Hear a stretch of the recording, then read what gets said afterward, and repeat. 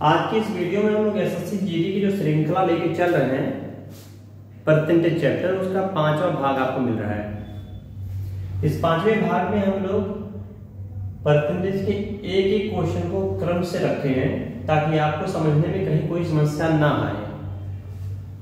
तो ये जो परसेंटेज चैप्टर है इतना इंपॉर्टेंट होता है क्योंकि इसके रूल को हम लोग कंपाउंड इंटरेस्ट में भी पढ़ते हैं, इसी के रूल को हम कह सकते हैं प्रॉफिट लॉस डिस्काउंट में भी पढ़ते हैं।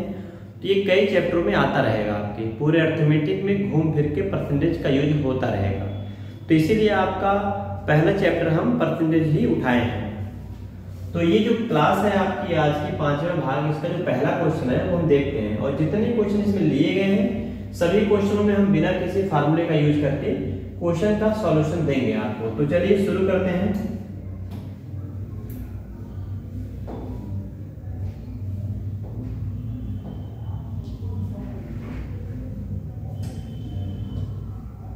चलिए, ये जो पहला क्वेश्चन देखिए क्या बोला है, किसी नगर की जनसंख्या में प्रतिवर्ष 10% की क्या हो रही है, वृद्धि। अगर वृद्धि हो रहा है तो आप बताओ इसका मतलब क्या है, हमें प्लस लिखना चाहिए, 10% लिखना चाहिए ऐसे। अभी पिछले में हम लोग यही सीखे हुए हैं। इसकी वर्तमान जनसंख्या कितनी है, 40,000 है। तो कह रहे हैं 2 वर्ष बाद आप बताओ अगर जनसंख्या में हर साल वृद्धि हो रहा है तो 2 वर्षों में 40,000 से ज्यादा हो जाएगा। आप देखो सारे 40,000 से ज्यादा है, लगाना पड़ेगा, मतलब ये हुआ। तो इसका फ्रैक्शन वैल्यू क्या होता है, हम पिछली क्लास में पढ़ चुके हैं कि फ्रैक्शन इसका 1/10 होता है। अगर नहीं पता है आपको 10 से भाग कराइए, मिल जाएगा। तो आप देख रहे हैं 10 पे 1 बढ़ जाएगा, इसका मतलब हुआ 10 अगर था तो अब हो जाएगा 11। और कितने सालों में बात हो रही है सवाल में, 2 वर्षों में। तो हम पावर लगा देंगे 2 पावर लगाने का मतलब है कि यहाँ हमारा जो परिणाम आएगा 10 का स्क्वायर नीचे हो जाएगा 100 और ऊपर हो जाएगा 11 का स्क्वायर 121। तो अब हम कह सकते हैं कि यदि पहले जनसंख्या नगर की या शहर की जो भी है वो 100 थी तो अब जनसंख्या कितनी हो जाएगी, अब जनसंख्या हो जाएगी 121। तो क्या बोला है, 2 वर्षों बाद। तो 2 वर्ष का तो हमने यहाँ रिजल्ट निकाल ही दिया है कि यदि जनसंख्या शुरू में 100 थी तो जनसंख्या 121 होने वाली है। अगर इंग्लिश मीडियम में कोई भाई बहन पढ़ रहा तो देखिएगा, the population of a city increases at the rate of 10% every year. कह रहा प्रत्येक साल 10% बढ़ता है। If its current population is 40,000 then what will be its population after 2 year. तो 2 साल के बाद इसकी जनसंख्या कितनी हो जाएगी पता करना है। तो वर्तमान में अभी क्या दिया है, आज का, 2 साल के बाद बताना है। ये पहले का हो गया, नहीं वर्तमान का हो गया, पहले या वर्तमान, आप इसको जैसे लिखिए उसके हिसाब से।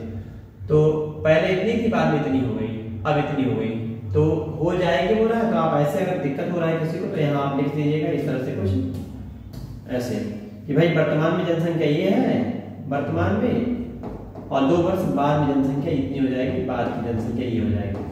तो 100 का जो मान है वो क्वेश्चन में कितना है, 40,000। ऐसे आप कैलकुलेट करिए तो काटेंगे 1 मिनट में हमारा आएगा 400 और हमको निकालना है 121 यूनिट का मान, क्योंकि ये इन्होंने पूछा है कि बताइए जनसंख्या कितनी हो जाएगी। तो 121 से हम गुणा कराएंगे 400 से। बेहतर होगा कि आप सीधे इसी में करा दिया करिए। 4 × 4 4 × 8 4 × 4 और 2 0, ये हो जाएगा 48,400। तो क्वेश्चन नंबर जो पहला था इसका ऑप्शन नंबर फर्स्ट है, ये हमारा राइट आंसर हो जाएगा। इसके बाद अगले क्वेश्चन को अगर हम देखें, देखिए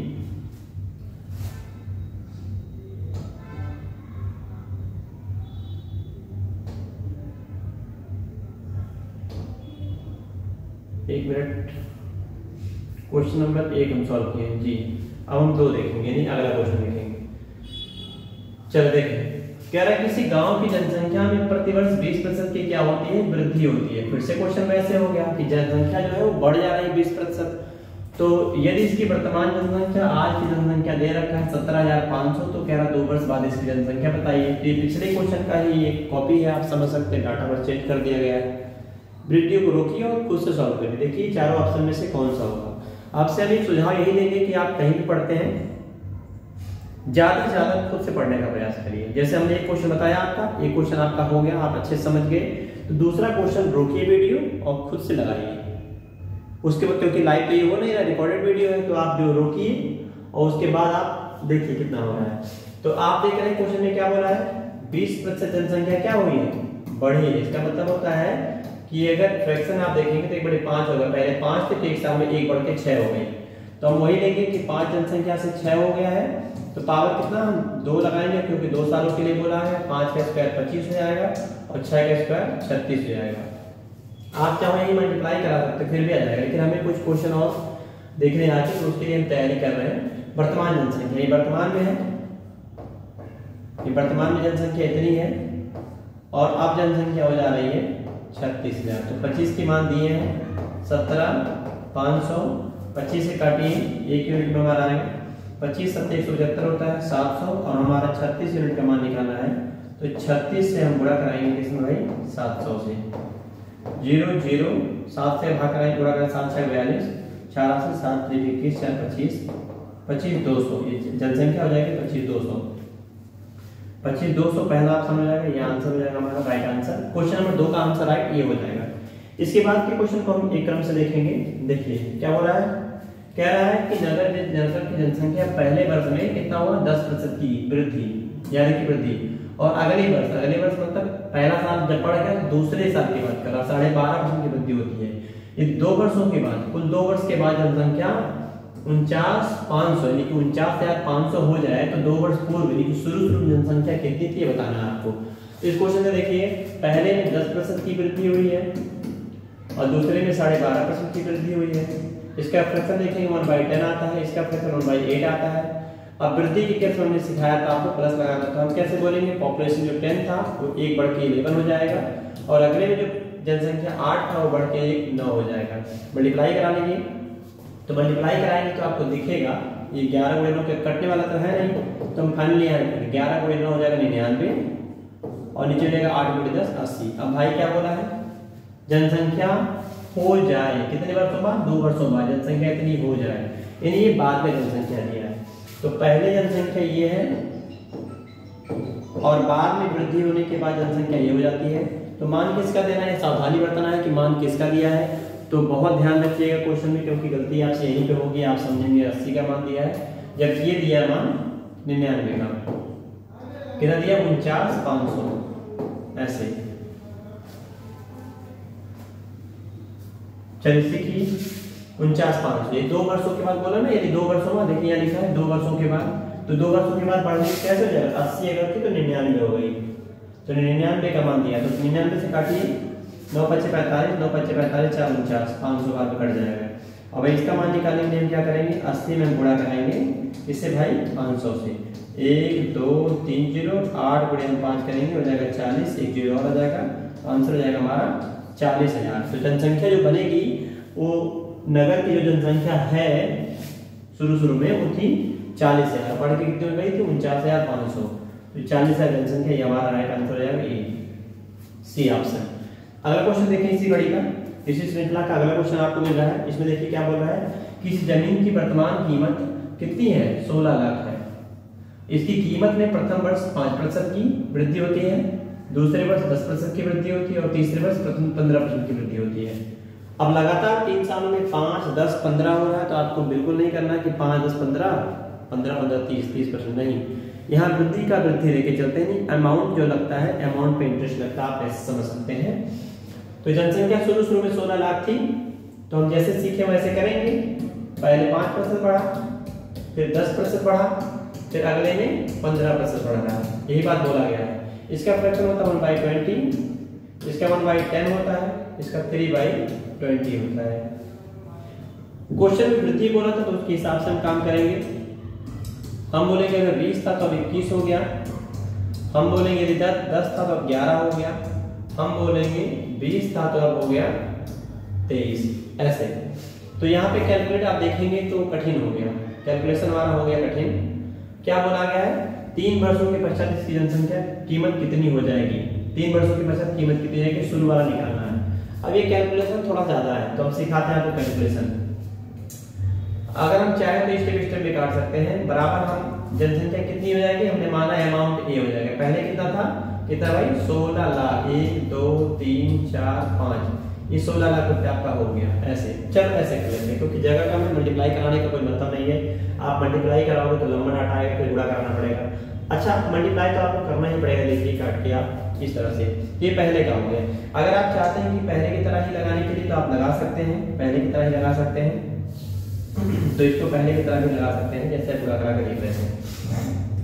इनका गुणा देखेंगे 2 दूना 4, तो नीचे हमारा आ जा रहा है 2 दूना 4, कितना है 4, 1 2 3 0, 3 0 बैठा देंगे ऐसे, ऊपर गुणा करेंगे 23 गुणे 11 करेंगे। अगर हम 23 गुणे 11 करें, 21 गुणे 11 करें, तो 21 गुणे 11 हो जाएगा 231, और इसमें हम गुणा कराएंगे 23 से, तो 23 से गुणा करा के देखेंगे, यही साइड में करा लेते हैं। तो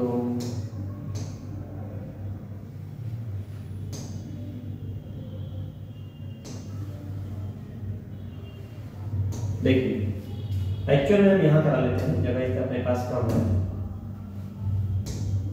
रिमूव हो जाएगा भाई, ठीक।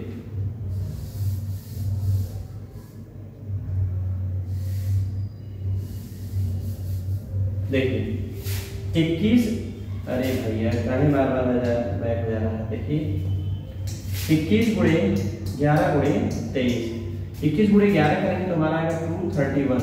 गुणा कराई कैसे, 1 रखेंगे लास्ट में और 2 1 जोड़ के बीच में करेंगे, 2 इस तरह से लिख देंगे। अभी मल्टीप्लाई सिखा देंगे कैसे एक्चुअल में होता है।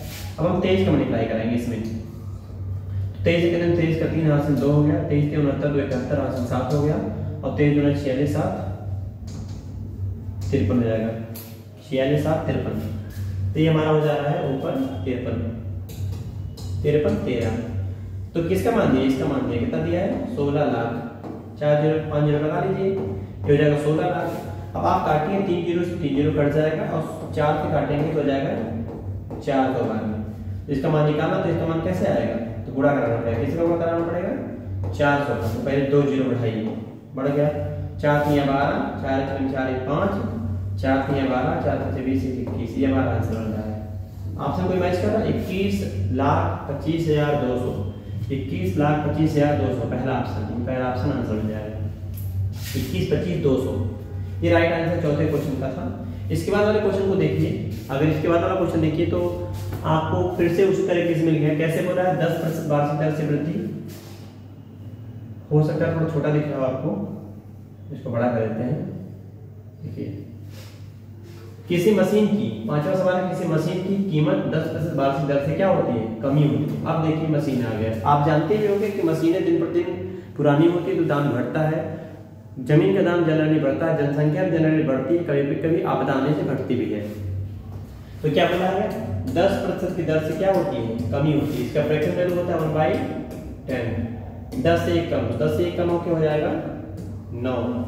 हम क्या बोला है, 3 वर्ष में मशीन की कीमत, तो 3 वर्ष में मशीन की कीमत पावर लगा देंगे 3, तो 3 लगाइए, पावर कितना हो जाएगा भाई, 9 का क्यूब 729, और 10 का क्यूब याद होगा आप लोगों को 1000 होगा। तो हम कैसे बोलेंगे, यदि पहले मशीन का दाम था 1000, तो अब मशीन का दाम हो गया 729। किसका मान दिया है, 3 वर्ष पूर्व मशीन की कीमत कितनी थी, यानी ये जो जमीन का, ये मशीन का दाम है 1,45,800, घटने के बाद का है, तो इसका मान दिया है 1,45,800 रुपया। कैसे बोला, 3 वर्ष में मशीन की कीमत हो जाती है, तो 3 वर्ष में घट के वो हो गया, घटने के बाद का, तो ऊपर वाला इसका काटिए, इसको इससे काट दीजिए, कितनी बार में कटेगा, 2 बार में, 2 9 18, और 2 2 4 1 5, 7 2 14, जी 200 बार में कट जाएगा। इसका मान हमें निकालना है, तो क्या करेंगे हम 1000 में हम गुणा करा देंगे 200 से। कितना इनकी क्वेश्चन था देखिए, 200, 2 के आगे 5 0, 2 के आगे 5 0 मतलब हो जाएगा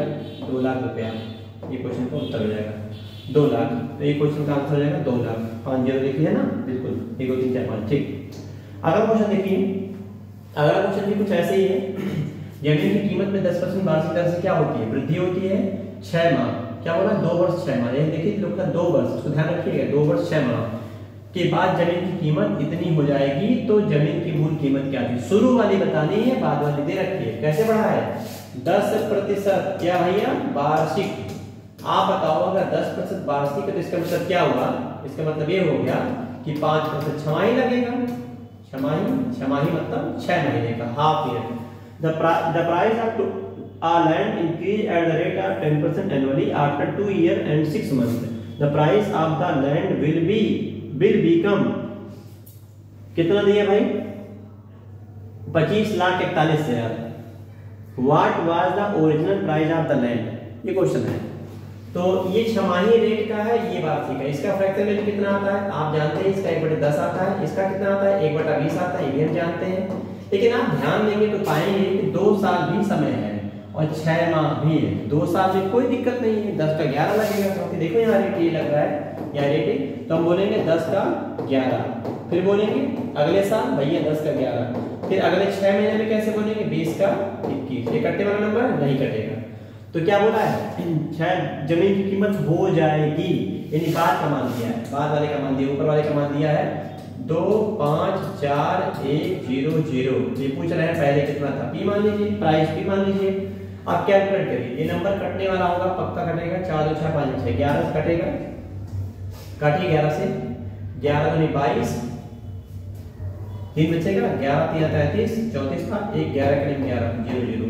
फिर 11 काटेंगे, 11 गुणे 21 231 होता है, तो सीधे इसको काट दीजिए, डबल 0 बैठा, इसके इधर भेजिए, ठीक है। जो मान हो जाएगा 2 1 2 3 1 2 3 0, 2 0 उधर से आएगा 5 0, फिर से आंसर हो गया 2 लाख। इस क्वेश्चन का आंसर भी 2 लाख हो जाएगा, ऑप्शन बी हो जाएगा ये राइट आंसर। इस तरह से अगला क्वेश्चन देखिएगा, क्वेश्चन नंबर 6 के बाद 7 नंबर देखिए। एक विद्यार्थी किसी परीक्षा में 30% पाता है, क्या पाता है 30% क्या पाता है भाई, अंक। परीक्षा में 30% अंक पाता है, तो 30% अंक की बात करेगा, अंक पाता है और वह 12 अंकों से फेल हो जाता है। यदि वह 40% अंक प्राप्त करता तो वह 38 अंकों से पास होता है। मतलब जितना नंबर का पाना चाहिए कम से कम उससे भी 38 नंबर ज्यादा पाता, कब, जब 40% पाता तब। तो हम क्वेश्चन कैसे लगाएंगे, चलिए सीखते हैं। 30% जब पाया तो हुआ क्या था, उसको 12 नंबर कम पाया, फेल हो गया। और जब 40% पाया तब क्या हुआ, वो जो बच्चा है वो 38 नंबर ज्यादा ही पा गया। ऐसे आप समझ सकते हैं। एक केस में जितना कम से कम लाना चाहिए तो उससे भी कम लाए, 12 नंबर फेल हो गए। और एक परीक्षा में कह रहा है कि यदि वो 40 लाते तो जितना कम से कम लाना चाहिए तो उससे भी 38 ज्यादा लाते। तो इसका मतलब ये हुआ कि अगर हम डिफरेंस ले लें तो हमारा काम बन सकता है। 30 से बढ़ा कितना, 40 लाने के लिए 30 से 40 होने के लिए 10% बढ़ा है, और -12 से प्लस 38 होने का मतलब क्या है 50 बढ़ा है, क्योंकि डिफरेंस हम ले रहे हैं भैया, एक नेगेटिव एक पॉजिटिव डिफरेंस ले रहा तो जोड़ दीजिएगा 50 आएगा। 38 2 40 50, एक नेगेटिव एक पॉजिटिव। अगर हम आपसे पूछे 38 में और -12 में बड़ा कौन, तो आप कहेंगे 38 बड़ा। तो देखिए 38 में से अगर घटाएंगे -12 तो कितना आएगा, करके देखिए 38 + 12 ये हो जाएगा 50। तो ऐसे किया गया है, आप देख लीजिएगा साइड में।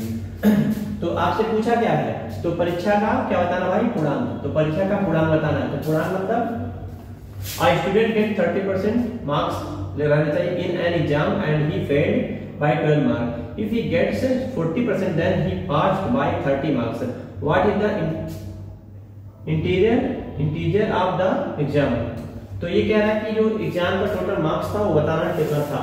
तो आपको क्या बताना है, पूर्णांक बताना है। पूर्णांक मतलब 100% निकालना है।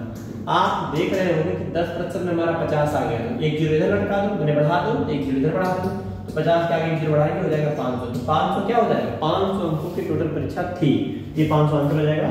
ये ऑप्शन नंबर सी हो जाएगा। इस तरह से इस तरह से अगला क्वेश्चन देखेंगे। एक विद्यार्थी किसी परीक्षा में 32% पाता है और वह 18 अंकों से फेल। सेम क्वेश्चन, अब कह रहा हूं लड़का जो है वो 32% पा गया। 32% पाने में क्या हुआ, वो 18 अंकों से हो गया फेल, यानी 18 अंक उसके कम आए जितने लाने चाहिए थे। आप चाहो भाई तो मान लो x, हम अभी इसी सवाल में बता देते वो तरीका भी। कह रहा है एक अन्य छात्र है, अब एक अन्य स्टूडेंट आ गया, वो कह रहा भैया हम पाए 40% और जितना नंबर लाना चाहिए पास होने के लिए कम से कम उससे 14 नंबर ज्यादा है, 14 नंबर से ये पास हो गया। तो ये जो 40% वाला स्टूडेंट है वो कितना पाया है, 14 नंबर ज्यादा पाया है। डिफरेंस देखो इनका डिफरेंस 32 8 40 8%, इनका डिफरेंस 14 8 22 32 अंक इनका आया। तो 8% में 32, 1% निकालो, 8 गणे में 8 8 32 तो 4 आएगा।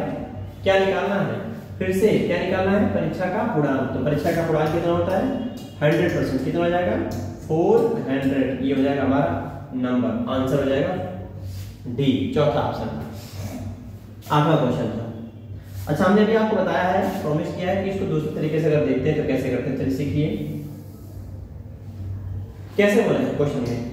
कह रहा 32% पाया है और फेल हो गया, इसका मतलब जितना नंबर लाना चाहिए minimum qualifying marks, minimum qualifying marks जो लाना चाहिए उससे कितना नंबर लाया कम, 18 नंबर कम लाया। कहता है ये लड़का 40% पाया हुआ है तो जितना नंबर लाना चाहिए था पास होने के लिए उससे ये 14 नंबर ज्यादा आता है। देखो हो गया। अब आप डिफरेंशियल लीजिएगा तो क्या आएगा, माइनस माइनस माइनस, तो ये आपका कट जाएगा माइनस प्लस से, और यहाँ आएगा -8%। और राइट में कितना आएगा, 14 8 14 18 32, इसमें माइनस में, क्योंकि माइनस माइनस यहाँ दोनों जगह पे है, तो ये माइनस माइनस हो जाएगा प्लस। और 8 का मान 8 चौक 32, तो 1% में कितना आया भाई 4 नंबर। और हमसे पूछा है 100% का मान, तो 100% का मान अगर पूछे तो कितना हो जाएगा 4, तो इस तरह से आंसर हो जाएगा। एक बात और, अगर मान लीजिए आपसे पूछा गया कि बताइए मिनिमम क्वालिफाइंग मार्क्स कितने हैं, कि कम से कम कितने नंबर कोई छात्र लाए कि पास हो जाएगा, तो x का मान निकालेंगे, उठा के यहाँ रखेंगे और 18 जोड़ देंगे। पूछता है प्रतिशत बताइए, तो भी यहीं रख के आप निकाल सकते हैं, एक तरीका ये भी होता है। इसके बाद वाले क्वेश्चन देखिए कैसे बोला है, एक विद्यार्थी किसी परीक्षा में 35% अंक पाता है और वह 15 अंकों से फेल हो जाता है, फेल हो गया फिर से वो। एक अन्य छात्र 40% अंक पाता है और वह 10 अंकों से पास हो जाता है, तो परीक्षा पास करने के लिए न्यूनतम अंक, देखिए जो हम बोल रहे थे पिछले, वही आपका अगले मार्क है, नंबर में बताना है। तो जो 35% छात्र लाया है वो क्या हुआ है, वो फेल हुआ। कितने नंबर से फेल हुआ है, 15 नंबर कम आए उसके आए। और जो 40% का वो क्या हुआ है, वो हुआ है 10 अंकों से पास। अच्छा कभी कभी क्या होता है दोनों में फेल बोलते हैं, दोनों में पास बोलते हैं, तब भी आप ऐसे ही कर सकते हैं सेम कॉन्सेप्ट क्या डाल के। 35 और 40 का अंतर आएगा 5% में, और इनका अंतर आएगा 25 नंबर। तो आप काटो 1% में आप पाओगे कि 5 अंक, 5 से काटिए 5 5 25 कट जाएगा। क्या पूछा है, मिनिमम मार्क्स, मिनिमम मार्क्स बताइए, परीक्षा पास होने के मिनिमम मार्क्स कितने लाने होंगे, न्यूनतम अंक। तो न्यूनतम अंक अगर हम आपसे कहें न्यूनतम अंक, तो देखिए कैसे लाएंगे। तो आप बताइए कि जो छात्र 35% पाया था क्या पास था, खुद से सोचो, एक बार बोलो कि क्या जो छात्र 35% पाया था वो पास था, तो आप बोलोगे नहीं पास था। कितने से फेल हो गया था, 15 से, तो हम 15 नंबर इसका जोड़ देंगे।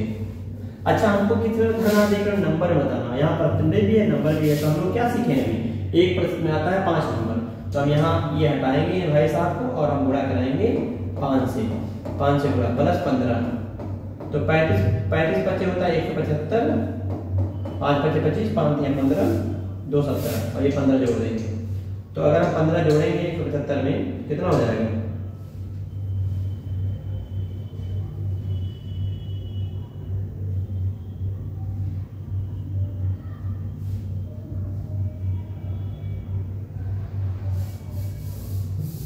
देखिए 1 मिनट भाई, ये बार मिल जा रहा है।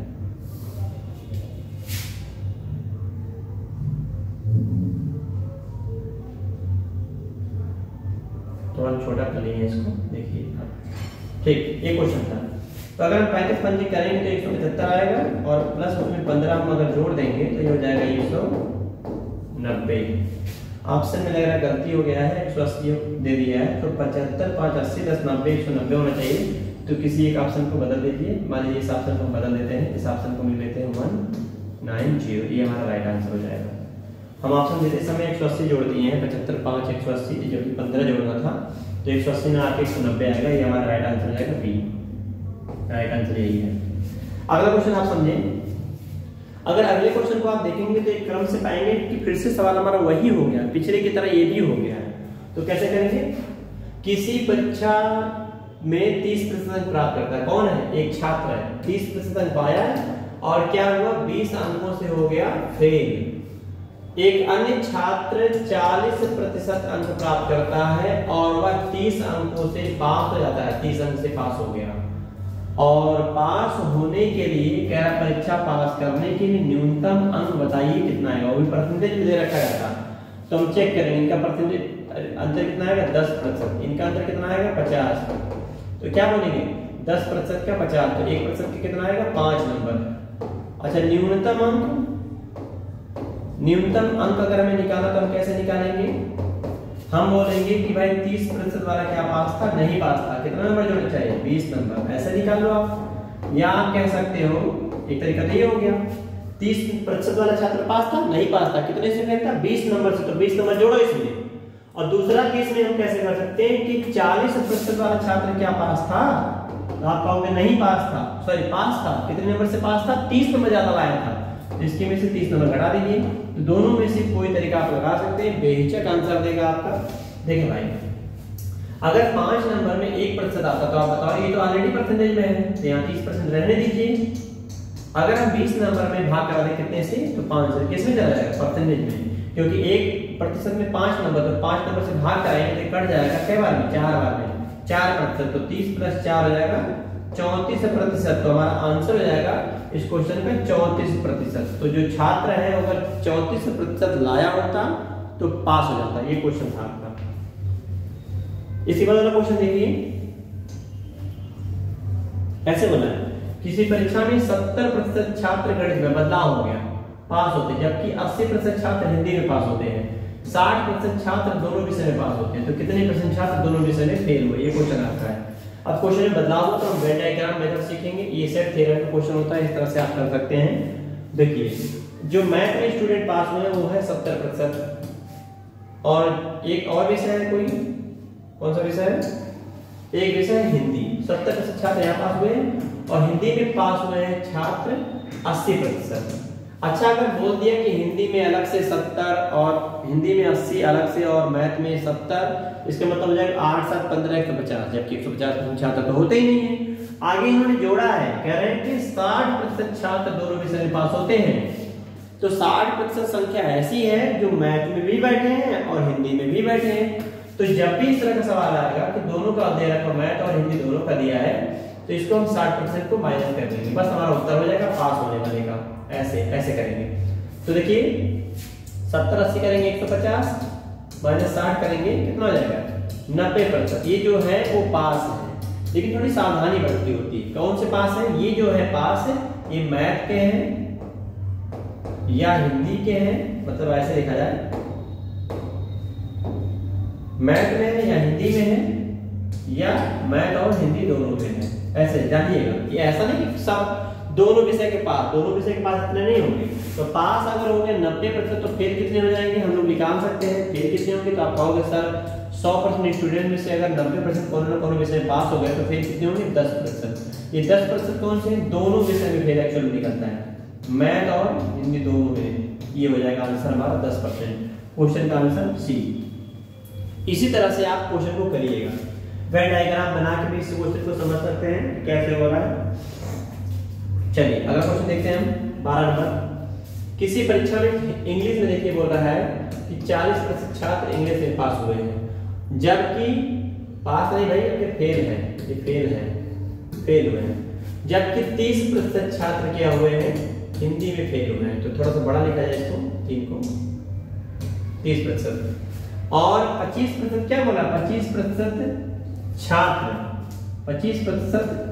छात्र दोनों विषय, देखिए दोनों विषय में फेल हुए हैं। तो कितने % छात्र दोनों विषय में पास हुए। इसमें बड़ी दिक्कत लोगों को होती है, लेकिन आप लोग जैसे सीख रहे वैसे करेंगे तो दिक्कत नहीं आएगी। इंग्लिश और हिंदी दोनों विषयों में फेल होने वाले छात्रों की संख्या है 25%। तो अभी क्या सिखाए हैं, या तो सब के सब पास रहे या तो सब के सब फेल रहे। अगर क्वेश्चन में कुछ पास कुछ फेल रहेंगे तो आगे बता रहे हैं कि कैसे करना है आपको। इनको आप जोड़ दीजिए, इनको घटा दीजिए, प्रतिशत में है तो आप देखेंगे कि इनका मिलान हो जाएगा 70 और माइनस करेंगे हम 25, तो हो जाएगा 45। 45% छात्र कौन से हैं, जो फेल हैं। तो इसका मतलब हो जाएगा पास छात्र कितने हो जाएंगे, 100% में से अगर हम 45 निकाल देंगे तो कितना बचेगा, 55%। तो 55% पास होंगे। ये 55% पास कौन से हैं, इंग्लिश और हिंदी दोनों के होते हैं, जानिएगा ऐसे।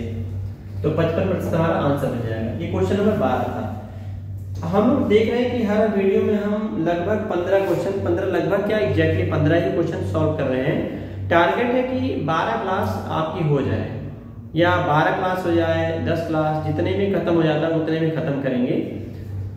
और हो सकता है कि हम पर वीडियो में क्वेश्चनों की संख्या बढ़ाएं भी, क्योंकि हमारे पास टोटल 90 दिन है। आज अभी हम इसका बैठ के सिलेबस को जो है कैटेगराइज करेंगे, कितने दिन में कौन सा हमें चैप्टर पढ़ाना है, ताकि 90 दिन में नहीं फरवरी लास्ट तक जाते जाते पूरा सिलेबस खत्म हो जाए। तो ये वीडियो जो है आपको पूरे सिलेबस प्रोवाइड कराते हैं, तो इस क्रम से देखिएगा, आपका पूरा मैथ है, कहीं पढ़ने की जरूरत नहीं पड़ेगी। तो आप इसी वीडियो से आप काम चला सकते हैं। तो ये जो क्वेश्चन है अगला वाला, देखिए 60% छात्र कितना कैसे बोला गणित में पास होते हैं, बोले देखिए पास होते हैं, जबकि 70% अंग्रेजी पास होते हैं। इस परीक्षा में 10% छात्र फेल। देखिए अब सवाल में हो गया बदलाव। अब कह रहा है कि जो पास होने वाले हैं वो कितने हैं, सॉरी 60% छात्र हैं किसमें, मैथ में, और 70% छात्र किसमें पास हुए हैं, ये बोल रखा है इंग्लिश में। तो आप देखोगे तो पाओगे पास जो हो रहे हैं हमारे टोटल हो जाएंगे 130%। लेकिन क्या कभी संभव है कि किसी स्कूल के 130% छात्र पास हो जाए जब 100% छात्रों की संख्या टोटल ली जाती है? इसका मतलब ये हुआ कि कुछ छात्र, कुछ मतलब कम से कम 30 छात्र दोनों में काउंट हो गए। 130 मतलब 30 एक्स्ट्रा हो गया, तो 30 को यहाँ भी काउंट किया गया, यहाँ भी काउंट किया गया, तो 30 कम से कम दोनों में आएंगे। लेकिन दोनों में आएंगे उससे ज्यादा, क्योंकि 10% फेल भी हुए हैं, तो 30 10 हो जाएगा 40। आप ऐसे समझ सकते थे। चलिए हम समझाते हैं आपको। आप अगर फेल बोला है कि फेल हुए हैं 10% किसमें किसमें, मैथ में और इंग्लिश में, इसका मतलब पास कितने होंगे, तो पास कितने होंगे, पास कितने होंगे, तो आप कहोगे पास होंगे 90%। अब बना बात कि 130 आप बोल रहे हो पास होने के लिए, और क्वेश्चन में अभी डाटा दे रहा है तो उसके हिसाब से बन रहा है कि 90%। तो आप बताओ 130 में से अगर 90 ही निकले पास, तो कितने में छात्र दोनों में गए हैं, कितने छात्र दोनों में गए हैं?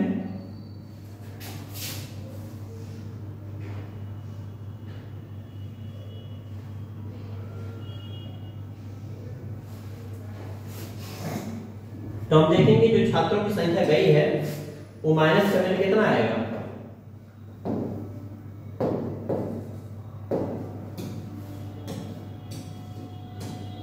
देखिए भाई चलिए यार चल जाए यार, कभी कभी ये जो मार्कर मेरा है वो काम नहीं करता है।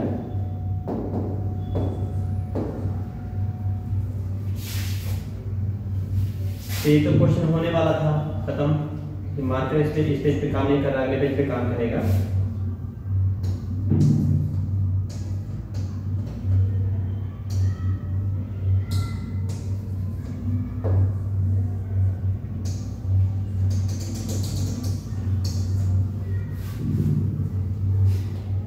चलिए इसे मौखिक कर लेते हैं, इसको ही चलेगा, अगले पेज चलेगा। 130 में से अगर 90 निकालेंगे बचेगा 40, तो 40% छात्र का वैल्यू कितना दिया है, 160।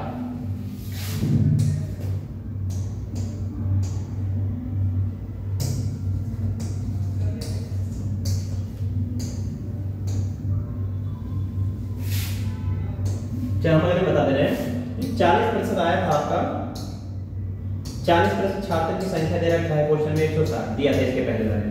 जब काटिएगा तो 1% में आएगा हमारा 4, और अगर हम 100% का मान देखेंगे तो हमारा हो जाएगा 4। इस तरह से ये इसके पहले वाले क्वेश्चन का आंसर हो जाएगा जो 13 नंबर था।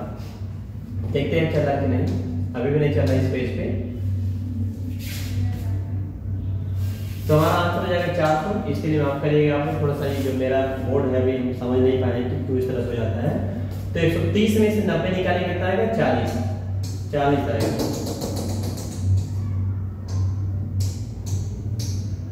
देखिए आया भाई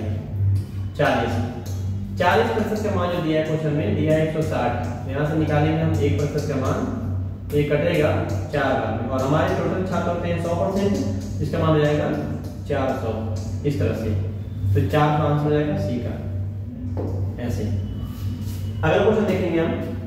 अगले क्वेश्चन पे थोड़ा सा ये रिमूव करना होगा पहले। चलिए क्या बोला है, एक कॉलोनी के 1500 व्यक्तियों का क्या किया गया, सर्वे हुआ, और पता चला कि 65% लोग चाय पीते हैं और 75% लोग क्या पीते हैं, कॉफी। तो पहले लिखा जाए टी पीने वाले कितने हैं, 65%, और कॉफी पीने वाले कितने हैं, 75%। ऐसे बोला है। और क्या बोला है, इस कॉलोनी का प्रत्येक सदस्य कुछ ना कुछ क्या है, देखिए पेय पदार्थ पीता है, कुछ ना कुछ जरूर पीता है। ऐसा कोई भी छात्र नहीं जितने लोगों को सर्वे हुआ है कि उसमें से कुछ ना पीते हो। अब कुछ ना पीने का मतलब शराब मत मान लीजिएगा आप लोग, मतलब चाय या कॉफी में से कुछ ना कुछ जरूर पीते हैं, पेय पदार्थ लेते हैं। तो आप देखो इनको अगर जोड़ोगे तो आप कितना पाओगे, 7 7 14 40। 140 कैसे हो गया भाई, 140 कैसे हो गया, अभी तो बोला है सवाल में कि सारे लोग कुछ ना कुछ पीते हैं, 40 कैसे हो गया? ये 40 संख्या बढ़ रहा है, कुछ ना कुछ पीने का मतलब है कि 100% जो आबादी है वो कुछ ना कुछ पेय पदार्थ लेती है। तो कितने बच गए? 40%। ये 40% कौन से हैं? जो टी और कॉफी दोनों यूज करते हैं। तो 40% का मान पूछा है कि बताइए कितना आएगा ऐसे। तो कितने व्यक्ति दोनों पेय पदार्थ पीते हैं? कितने व्यक्तियों का सर्वे हुआ था? 1500। तो 1500 लोगों का 40%, 1% से 2 जीरो कटा, 15 चौके 60, तो आंसर हो जाएगा 600। ये हमारा आंसर हो जाएगा। ऑप्शन में नहीं है तो क्या बताएंगे हम? नॉट, नन ऑफ दी, जिनमें से कोई नहीं। हमारा आंसर हो जाएगा 14 नंबर का। इसी प्रकार से अगर आप देखेंगे तो जो अगला क्वेश्चन है 15 नंबर, उसको देखिए। कह रहा है किसी विद्यालय के 60% छात्र या तो फुटबॉल खेलते हैं और 72% छात्र क्रिकेट खेलते हैं। प्रत्येक छात्र देखिए कम से कम एक खेल अवश्य खेलता है। तो कम से कम एक बोल देता है, या बोलता है कि कोई छात्र ऐसा नहीं जो कुछ ना खेलता, ऐसे भी बोल सकता है। तो यहाँ बोला है कि प्रत्येक छात्र कम से कम एक खेल खेलता है, यानी कि एक भी खेल सकता है, 2 भी खेल सकता है। ऐसा कोई भी स्टूडेंट नहीं है जो खेल ना खेले, यानी पिछले क्वेश्चन की तरह ये भी हो गया। तो 60% छात्र कौन से हैं जो खेलते हैं फुटबॉल, और क्रिकेट खेलने वाले कितने हैं? 72% छात्र हैं। तो जोड़िए, जोड़ के कितना आएगा? तो आप देखेंगे 7 6 13 132% आ रहा है। जबकि क्वेश्चन में क्या बोला है? खेलने वाले कितने हैं? कुल 100% छात्र हैं। तो ये जो बढ़ गया 32, ये कौन सा है? 32। ये 25% जो बढ़ के आ रहा है ये फुटबॉल और क्रिकेट दोनों में आ गया, इसीलिए 32 एक बार और जोड़ दिया गया और आंसर हमारा हो गया 100% से बढ़ के 132। मतलब डाटा जो सेट हुआ था उस पे। तो जब भी ये बात बोलता है कि कम से कम एक खेल खेलते हैं, या बोलता है कि कोई छात्र ऐसा नहीं जो कोई खेल ना खेलता हो, तो ऐसे दशा में 100% आबादी खेलों में इन्वॉल्व है। कोई ना कोई खेल कम से कम एक खेल जरूर खेलेंगे। तो 132 में से अगर 100 निकालेंगे तो बचेगा 32। तो ये 32 जो आपका दिख रहा है, यही 32 हमारा है जो दोनों में आ गया था, इसकी वजह से बढ़ गया। तो हमारा आंसर इसका बनेगा 32। ये था आज का क्लास, 5वां क्लास परसेंटेज का। तो आशा करते हैं आपको ये पसंद आ रहा होगा, समझ में आ रहा होगा। तो अगर समझ में आ रहा है तो थोड़ा सा आप लोग वीडियो को लाइक किया करिए और चैनल को सब्सक्राइब करें, दोस्तों में भेजिए। जो बच्चे जीडी की तैयारी करते हैं उनको भेजिए ताकि उनको लाभ मिल सके। और विश्वास मानिए कि आप अगर लगातार 3 महीने हमारे साथ जुड़े रहे और जैसे हम बताते हैं वैसे करते रहें तो आपका निश्चित ही मैथ सुधर जाएगा। और अगर मैथ ठीक है तो बहुत अच्छा हो जाएगा और आपका जीडी में मैक्सिमम क्वेश्चन अटेम्प्ट, मतलब मैक्सिमम क्वेश्चन कर लेंगे आप, सही हो जाएगा। तो फिर मिलते हैं अगले वीडियो में, तब तक के लिए जय हिंद।